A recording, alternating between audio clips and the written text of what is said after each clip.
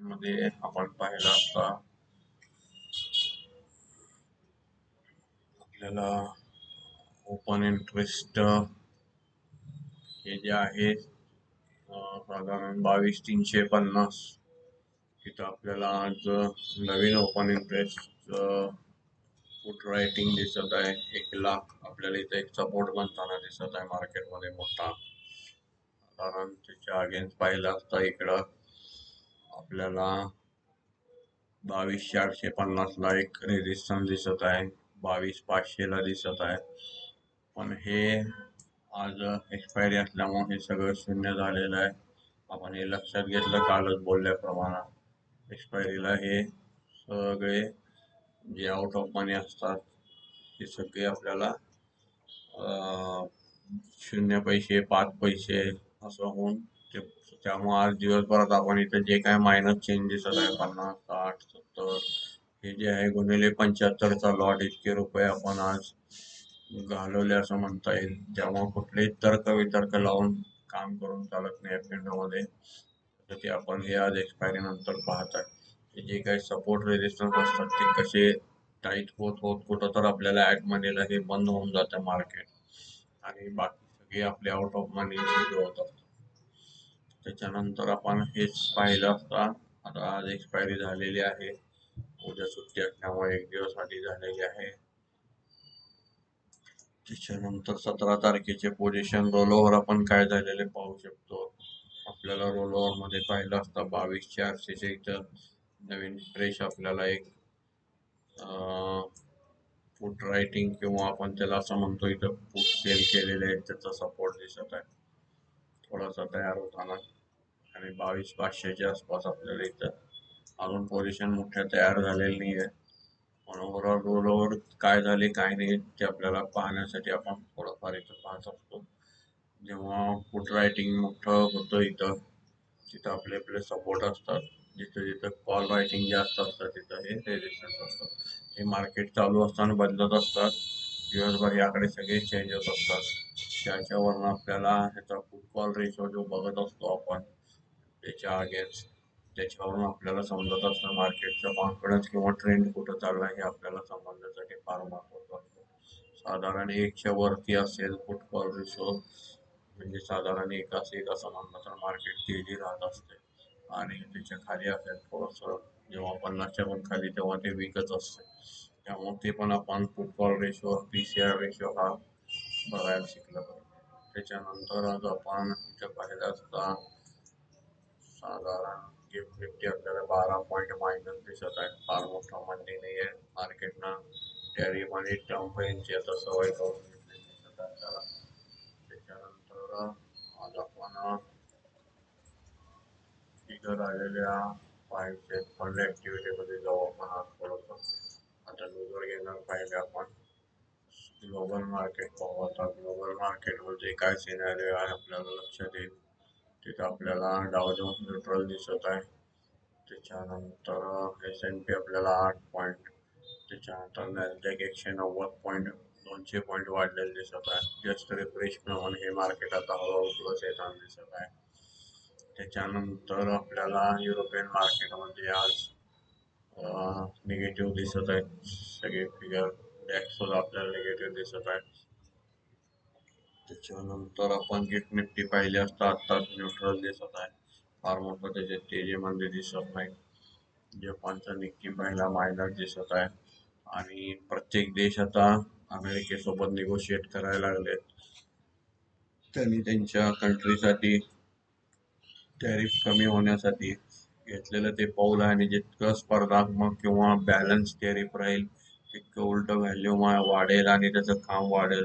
एखाद्या ठिकाणी जी मार्जिन केंद्रित होत असते तिथं कॉम्पिटिटर येतील, नवीन टॅरिफच्या जे टॅक्स कमी झाल्यानंतर आणि एक्सपोर्टर वाढतील. ज्यांची मार्जिन आतापर्यंत बसत नव्हती टॅरिफमुळं ते नवीन स्टार्टअप किंवा ज्यांचं टॅरिफ कमी झाल्यावर फार मोठा हा चांगला पॉझिटिव्ह याच्यातून बदल बाहेर येणार आहे, इतकं मात्र खरं आहे. कारण जेव्हा जेव्हा मोनोपोली राहिली की टक्केवारी टॅक्सची आपण पाहिली असता अमेरिकेनं उचललेलं पाऊल त्यांना जे उशिरा जाग आलेली आहे पण त्याने आली आहे हे महत्वाचं आहे. आणि टॅरिफ आणि खर्च कमी करणे ह्याची गरज आहे, कारण त्यांना सरळ सरळ त्यांच्या पुढे चायना जाताना दिसत आहे आणि 5-10 वर्षानंतर ते ओव्हरटेक होऊ शकते. त्यामुळं काय बदल होतोय आणि इकॉनॉमी कशी काम करते आणि कशासाठी हे चाललंय, थोडस आपण गांभीर्यानं शिकलं तर ह्याच्यातली माहिती शिकता येईल.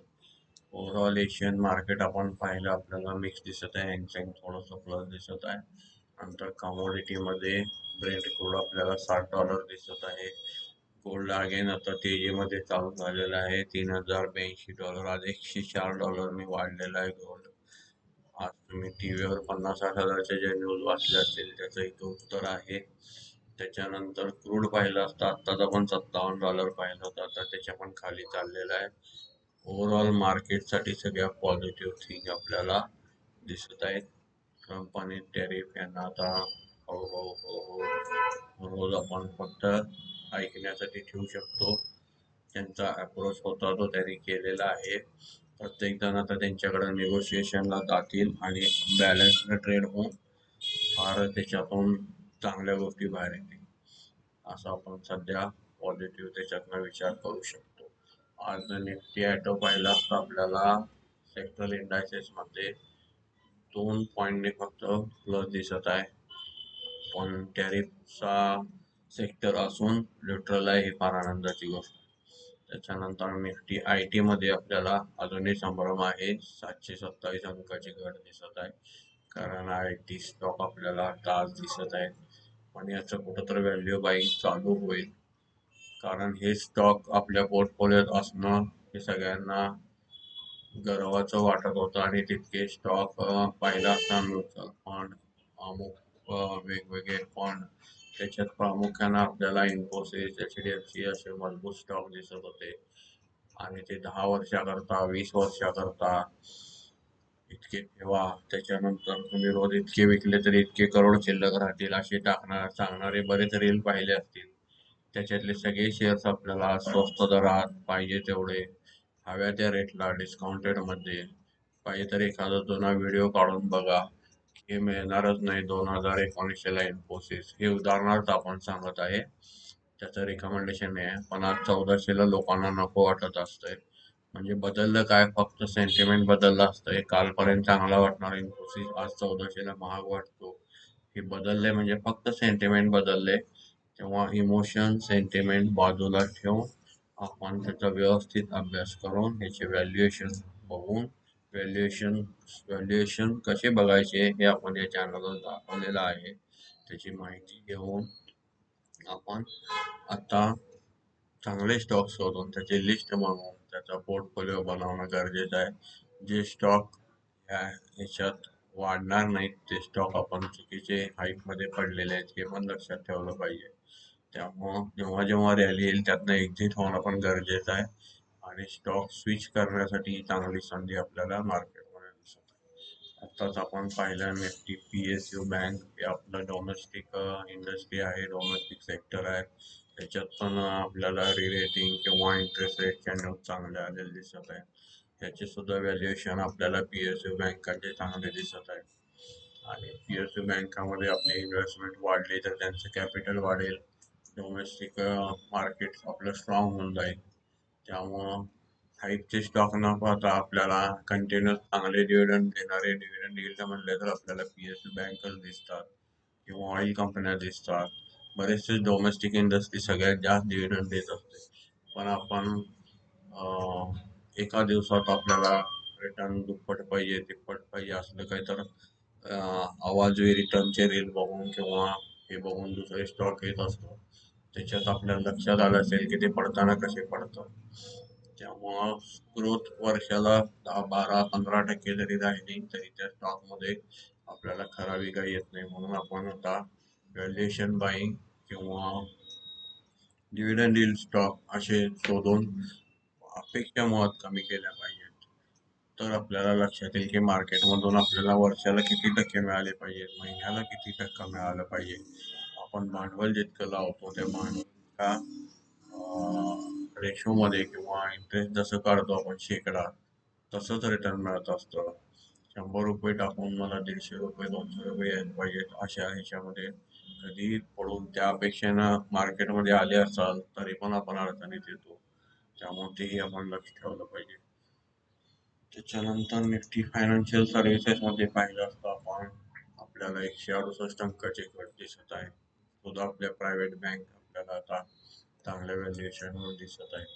निफ्टी फार्मामध्ये पाहिलं असतं आपल्याला 401 अंकाची घट झालेली दिसत आहे. अगेन इथं टेरिफचा विषय आहे, एक्सपोर्टचा विषय आहे. त्याच्यानंतर निफ्टी FMCG मध्ये पाहिलं असतं आज आपल्याला 964 अंकाची वाढ झालेली दिसत आहे. हे नेहमी सेफ सेक्टर असतं आणि आज सुद्धा ते सेफ आहे हे लक्षात आलेलं आहे. याच्यात आपल्याला इन्व्हेस्टमेंट वाढलेली दिसत आहे. आधी सेक्टर आपल्याला 964 अंकांनी वाढलेलं दिसत आहे. त्यानंतर असे जेव्हा सेक्टर वाढत असतात तेव्हा ह्याच्यात खराब स्टॉक पण वाढत असतात. की सेक्टर सेफ आहे अर्थ त्या सेक्टरमधले सगळे शेअर सेफ आहेत असं नसून त्याचे डेप्ट बघितले पाहिजे, कर्ज बघितले पाहिजे, त्याचं काम बघितलं पाहिजे, त्याचे रिपीटेड रिपोर्ट बघितले पाहिजेत, नंबर्स बघितले पाहिजे, तर आपल्या लक्षात येऊन जाईल. त्याच्यानंतर निफ्टी मेटलमध्ये पाहिलं असतं आपण 118 अंकाची घट झालेली दिसत आहे. हे सुद्धा सेक्टर आपल्याला टेरिफमध्येच असून पण ओव्हरऑल आपला steel data net data important आहे. त्यामुळे ह्याच्यात सुद्धा फारसं घाबरण्यासारखं काही नाही आहे आणि हे 1 महिन्यापूर्वीच मार्केटनं डायजेस्ट केलेलं आहे मेटल सेक्टरचं जे टॅरिफ आहे ते. त्याच्यानंतर आपण निफ्टी रिअल्टीमध्ये पाहिलं असतं आपल्याला 15 अंकाची घट झालेली दिसत आहे. त्याच्यानंतर निफ्टी मीडियामध्ये पाहिलं असतं आपण 18 अंकाची घट झालेली दिसत आहे. निफ्टी एनर्जीमध्ये पाहिलं असतं आपण 307 अंकाची घट दिसत आहे. याच्यात सुद्धा आपल्याला बऱ्याचशाच कंपन्यांना क्रूडचा फायदा होताना दिसणार आहे. त्यामुळं त्या कंपन्या शोधणं, त्याच्यासोबत काम करणं हे सुद्धा सेक्टर आपल्याला टेरिफ पासून लांब आहे असं थोडंसं दिसत आहे. भलेही त्याच्यात हे असेल टेरिफचा विषय आहे, इनडायरेक्ट असू दे डायरेक्ट असू दे, पण क्रूड कमी होणं हे फार आनंदाची गोष्ट. त्याच्यानंतर निफ्टी प्रायव्हेट बँक मध्ये पाहिलं असतं आपल्याला 79 अंकाची घट झालेली दिसत आहे.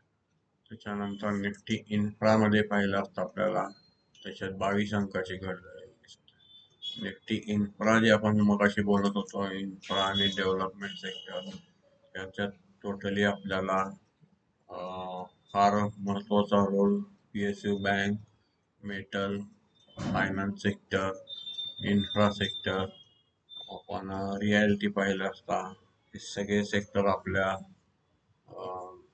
इंडियन स्टॉकला मजबूत करणारे आहेत. याच्यात गुंतवणूक वाढली तर आपल्याला बरंचसं मार्केट सुद्धा आत्मनिर्भर होऊन जाईल. त्यामुळं आपण इन्व्हेस्टमेंट इथं करणं सुरक्षित होऊन जाईल आणि फायद्याचं होईल. आज आपण आजच्या फिगर पाहू. आज फिगरमध्ये आपल्याला रिफ्रेश आलेलं दिसतंय का पाहू. 9 एप्रिलचा आपल्याला आलेला आहे आणि इथं जी कॅश मार्केट मधली फिगर इथं 0 दिसते, इथं पाहू अजून NSEच्या वेबसाईटला. हे आपल्याला संध्याकाळपर्यंत मिळत असतं रोज. NSE ला रिफ्रेश न झाल्यामुळे आपल्याला इथं दिसत नाही आहे, कारण मूळ डाटा NSE देत असतं. त्याच्यानंतर इथं आपल्याला जाऊन बघता येतं. बरेचसेच मार्केटला ट्रान्सपरन्सी इतकं सुरक्षित मार्केट, शेअर मार्केट असूनही आपल्याला त्याच्याबद्दल ठीक नॉलेज नसल्यामुळे आपण कन्फ्युजन मध्ये जातो. त्यामुळं अगदी छोट्याशा रकमेमध्ये त्या रकमेच्या रिटर्न जे मार्केटमध्ये इतर कुठल्याही तुम्ही इन्व्हेस्टमेंटपेक्षा किंवा बिझनेसपेक्षा चांगलं याच्यात मिळू शकतं. पण आपण 10,000 टाकून जर 20,000ची अपेक्षा बघायला लागलो 10,000 गुंतवणूक करून तर ते शक्य होणार नाही. त्यामुळं आपण थोडंसं लक्षात घेतलं पाहिजे. 10,000 टाकलं तर आपल्याला वर्षाचा रिटर्न 12% म्हणलं तर 120 रुपये होतंय. 100ला 12 रुपये, 1000ला 120, सॉरी 1200 रुपये होते. तितक्या अपेक्षेने आपण काम करू शकतो. इथे एक दिवसात 2,000 5,000 मिळाले म्हणून आपण तसं काम करणं योग्य होणार नाही. आता आपण या फंड ऍक्टिव्हिटी मध्ये आपल्याला इंडेक्स फ्युचर दिसत आहे, कॅशच्या फिगर अजून दिसत नाही आहे. पण आज एक्सपायरी मुळे आपण पाहिलं असता आपल्याला इंडेक्स फ्युचर मध्ये दिसत आहे 9 तारखेची निफ्टी 50 मध्ये 1233 कोटीची आपल्याला नेट विक्री दिसत आहे. निफ्टी बँक मध्ये आपल्याला 27.62 कोटीची नेट खरेदी दिसत आहे. त्यानंतर निफ्टी फायनान्शियल सर्व्हिसेस मध्ये पाहिलं तर आपण 1.41 कोटीची नेट खरेदी दिसत आहे. निफ्टी मिड कॅप सिलेक्ट मध्ये पाहिलं तर आपण 56.31 कोटीची नेट खरेदी दिसत आहे. निफ्टी नेक्स्ट 50 मध्ये पाहिलं असता 0.91 कोटीची आपल्याला नेट विक्री दिसत आहे.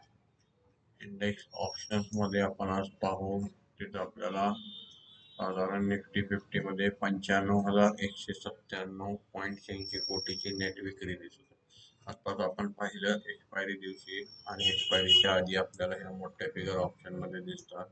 ऑप्शन इतक्या प्रमाणात सेलिंग होत असतं त्यामुळे आपले पैसे कुठं शून्य होतात हे आपल्याला दिसत आहे आणि त्याच्यासाठी मार्जिन्स आणि पुरेसं कॅपिटल घेऊन मार्केटमध्ये उतरावं लागतं. आणि तसा आपण महत्वाची गोष्ट अशी आहे की नुसतं कॅपिटल असून चालत नाही.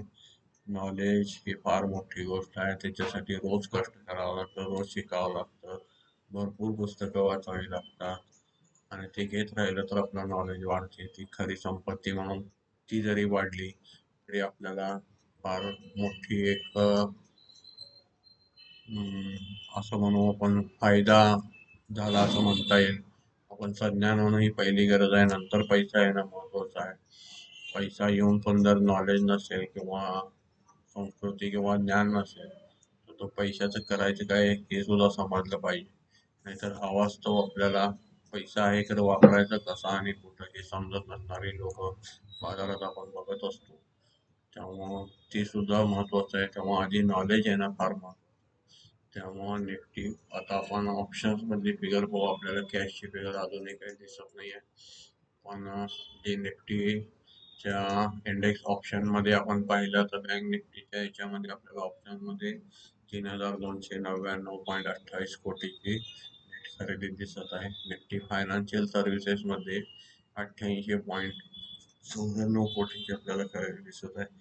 निफ्टी मिड कॅप सिलेक्ट मध्ये पाहिलं असता 149.67 कोटीची आपल्याला नेट खरेदी दिसत आहे. निफ्टी नेक्स्ट 50च्या ऑप्शन मध्ये आपल्याला 5.12 कोटीची नेट आपल्याला खरेदी दिसत आहे.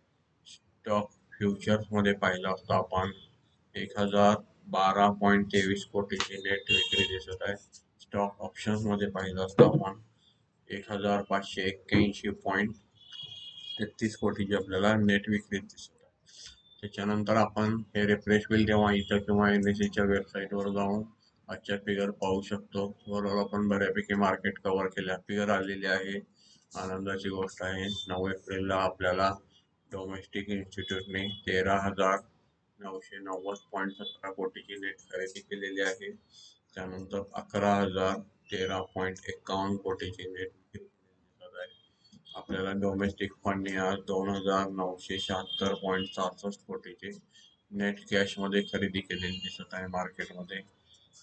फॉरेन इन्स्टिट्यूट, इन्व्हेस्टर इन्स्टिट्यूट किंवा फॉरेन प्रमोटर इन्व्हेस्टर यांची आपण आज फिगर पाहिली असता 11,959.16 कोटी आपल्याला खरेदी दिसत आहे आणि 16,317.18 कोटीची आपल्याला नेट विक्री दिसत आहे. आज आपण FIG पाहिजे असता आपल्याला 4,358.0 कोटीची नेट विक्री दिसत आहे.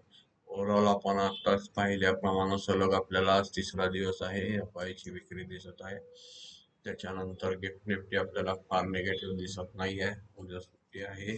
त्याच्यानंतर आपण आणि बघायचं राहिलो क्रूडची इन्व्हेंटरी येणार होती. ती जर आली असेल तर ती पण आपण या व्हिडिओमध्ये कव्हर करू. आपण हे काय बघत असतो, कोणत्या वेबसाईटवर बघत असतो, आपण हे वेबसाईट पॉज करून त्या वेबसाईट सर्च करा, त्याच्यावर जावा, तिथं सांगितलेलं पहा, नाही समजलं तर कमेंटमध्ये विचारा. पण हे शिकणं फार गरजेचं आहे. लगेच उठून आपण त्याच्यात बसून पैसे खर्च करणं हे महत्वाचं नाही आहे. आता आपल्याला इथं फिगर दिसत आहे साधारण आपण 6.165 मिलियन बॅरलचा जो आकडा होता गेल्या वेळेचा इन्व्हेंटरीचा तो एक्सेस होता. त्याच्यानंतर हे फोरकास्ट म्हणजे अपेक्षित इतका येईल असं म्हणणं होतं 2.200 मिलियन बॅरल. पण प्रत्यक्षात आपल्याला हा लाल दिसत आहे, याचा अर्थ क्रूडच्या रेटच्या दृष्टीनं निगेटिव्ह आहे. 2.20च्या अगेन्स्ट 2.553 आपल्याला इथं, म्हणजे साधारण त्यांच्या एस्टिमेटच्या वरती आपल्याला 0.20 आणि इथं 550 याच्यातला फरक पाहिला तर 353.353 असं आपल्याला जास्त दिसत आहे. फारसं जास्त नाही आहे, तरी पण जे काय आहे कमी असण्यापेक्षा 31 आहे, त्यामुळे क्रूडचे रेट आपल्याला थोडेफार घटताना दिसतील किंवा घटलेले टिकून राहिलेले दिसतील. हे प्रिडिक्शन नाही आहे, ह्या डाटानुसार आपल्याला जे दिसतंय ते आपण विचार करत असतो, की आपल्याला प्रिडिक्शन किंवा रेकमेंडेशन नाही आहे. साधारण क्रूड ऑइल इन्व्हेंटरी आलेली आहे, आपण पाहिलेलं आहे. निदान वाढणार नाही हे कन्फर्म झालं तर आपली जी आता ऑइल कंपन्या किंवा क्रूड पासून ज्या कंपन्यांना फायदा होतो त्या कंपन्यात झालेली तेजी टिकून राहील, इतकासा आपल्याला इनडायरेक्ट चांगला छानसा अर्थ निघतो.